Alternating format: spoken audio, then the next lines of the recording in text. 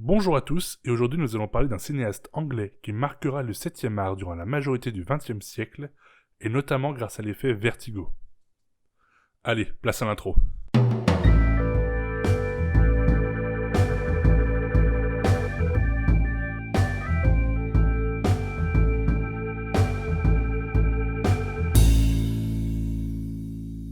Vous l'aurez compris, nous allons parler d'Alfred Hitchcock. Né à Londres le 13 août 1899, Alfred a eu une enfance difficile. D'une éducation dans un collège jésuite, il subira un grand nombre de châtiments corporels, autant dans son établissement que chez lui, car son père pouvait redoubler d'imagination à l'idée de punir le jeune Alfred. Par exemple, pour punir Alfred, son père le fit enfermer en cellule. Les études d'Hitchcock l'emmènent jusqu'au titre d'ingénieur, et il prendra aussi des cours aux Beaux-Arts de Londres, et il se passionnera durant ses études pour le 7e art et intégrera la compagnie des télégraphes. Il sera stagiaire sur plusieurs films en tant qu'assistant réalisateur avant d'être repéré par la compagnie Famous Players Lasky, qui est une filiale de Paramount. Cette filiale l'embauche, mais sa première tâche sera loin de ses espérances, vu qu'il fera des sous-titres pour des films muets. C'est dans les studios de Paramount qu'il fera la rencontre d'une jeune femme appelée Alma Reville, qui sera sa future femme et avec qui il aura une fille. La même année, il sera nommé assistant réalisateur et prendra ainsi de l'expérience, avant de s'essayer en tant que réalisateur sur un film appelé Numéro 13, mais qui ne sera jamais terminé.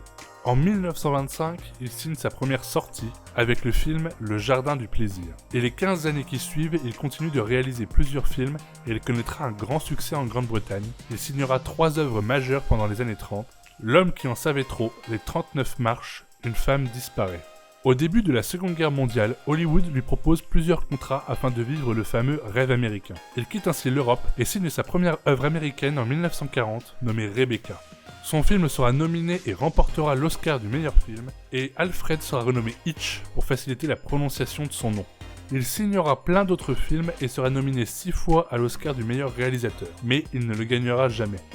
Entre 1958 et 1964, ce grand réalisateur va enchaîner les succès.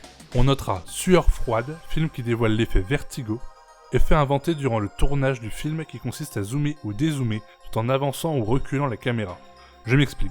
L'effet consiste à garder le premier plan fixe tout en modifiant le cadrage du décor.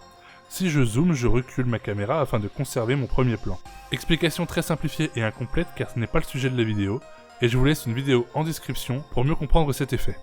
On notera aussi le film La mort aux trousses, Psychose en 1960, Les oiseaux en 1963, qui, selon les dires de Alfred Hitchcock, est le film le plus terrifiant qu'il ait jamais réalisé. Et on notera aussi en 1964, Pas de printemps pour Marnie.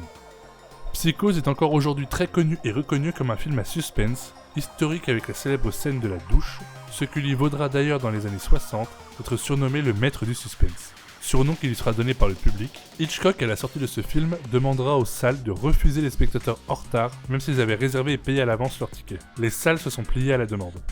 Pendant ces années-là, et plus précisément de 1955 à 1962, il sortira aussi une série appelée Alfred Hitchcock présente, série qui est à l'origine du célèbre Bonsoir d'Alfred. Cette série diffusée sur NBC et CBS consiste à présenter des histoires sombres, teintées d'humour noir avec des chutes inattendues. L'intégralité des 268 épisodes sera rediffusée en France dans les années 80, mais ils ont aussi été diffusés dans les années 60. Il sortira son dernier film en 1976, film qu'il qualifiera lui-même d'œuvre mineure, et il finira sa vie aux États-Unis en 1980. Il décédera des suites d'une maladie des reins, peu de temps après avoir été anobli par la reine Elisabeth II, qui mérite une vidéo. Il aura une carrière de 58 ans avec 73 films et plus de 130 millions d'entrées au cinéma. Alfred marquera le cinéma de son empreinte et son style qui a été révolutionnaire a permis la création du cinéma d'horreur qui est aujourd'hui un style de cinéma très répandu. Ces techniques de réalisation seront encore aujourd'hui admirées et ce malgré le rejet des critiques à chaque sortie de film. Comme pour les précédentes vidéos, nous allons passer aux anecdotes. Alfred Hitchcock est joueur. Il fera une apparition dans chacun de ses films afin de jouer avec son public qui à chaque nouvelle œuvre cherchera son passage à l'écran. Un peu comme Stan Lee qui mérite aussi son épisode. Alfred Hitchcock pouvait se comporter très mal sur un tournage, et surtout en parlant aux acteurs, qu'il qualifiait lui-même de bétail. Sans oublier qu'auprès des actrices, il a eu plusieurs reprises un comportement plus qu'engageant. Il disait que c'était pour améliorer leur jeu. Suite à une opération de l'abdomen, Alfred n'avait plus de nombril.